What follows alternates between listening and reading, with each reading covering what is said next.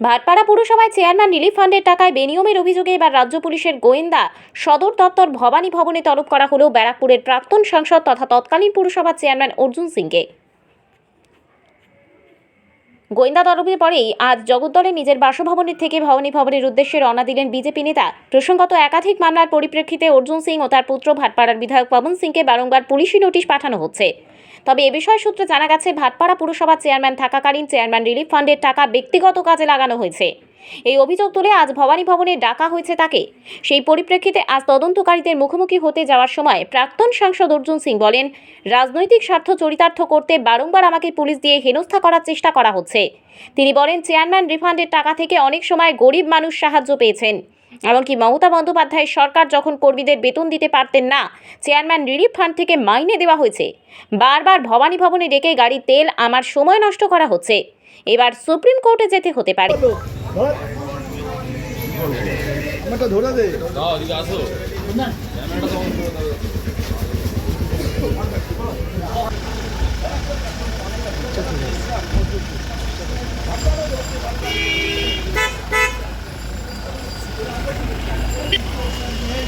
আরে হাত ঢুকছে।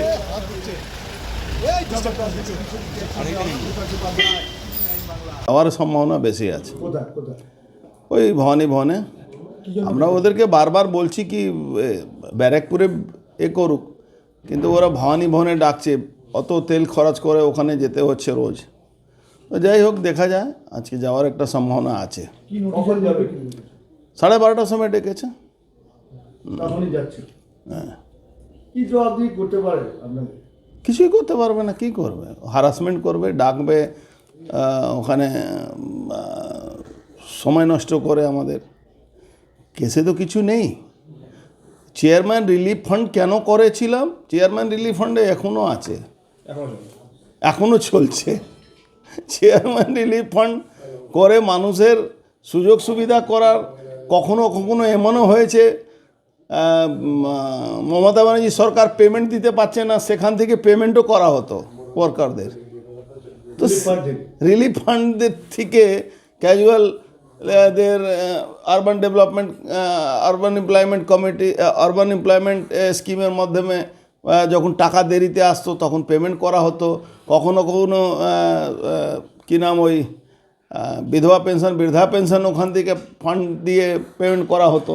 তো এদের কিছু নেই, এরা শুধু হ্যারাসমেন্ট। আমার পরিবার, আরে ভাগ্য ভালো বাবা আমার নেই, বা বাবাকে টেনে নিয়ে আসতো এরা।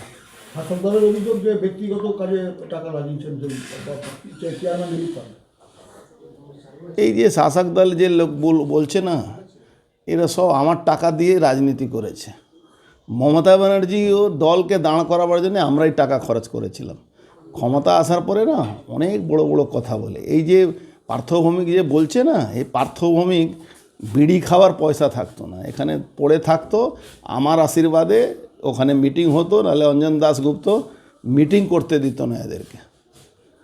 বীজপুর, কাঁচরাপাড়া, নৈহাটি এরা মার খেয়ে চড়থাপড় খেত। পার্টি ওখানে একজনই করতো।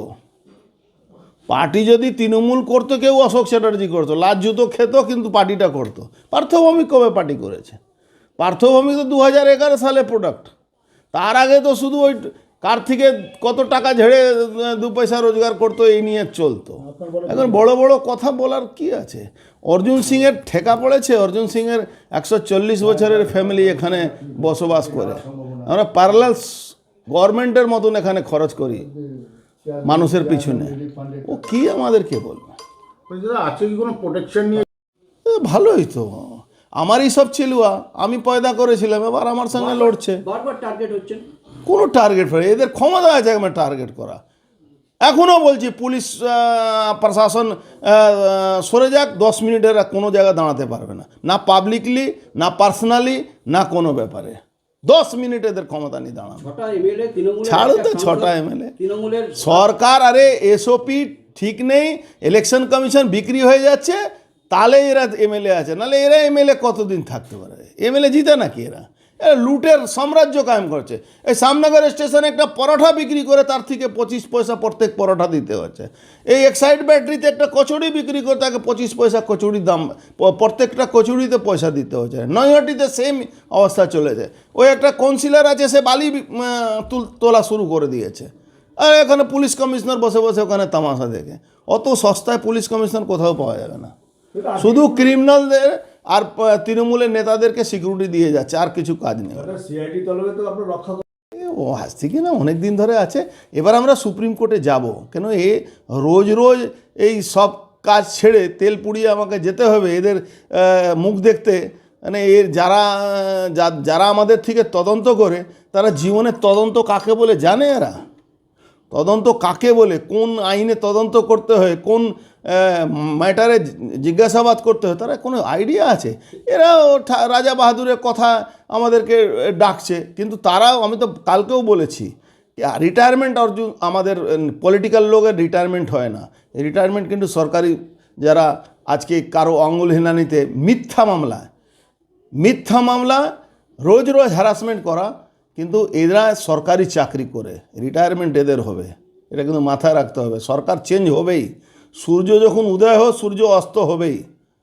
এই সূর্য অস্ত যেদিন হবে সেদিন এরা কি করবে? এরা তখন বলবে আমরা তো সরকারি পার্টি, আমাদের তো সরকারের মধ্যে থাকতে হয়। এই সব লোককে সরকারের মধ্যে, আমাদের বিজেপি সরকারকে এইসব চোর চোটাদের দরকার পড়ে না।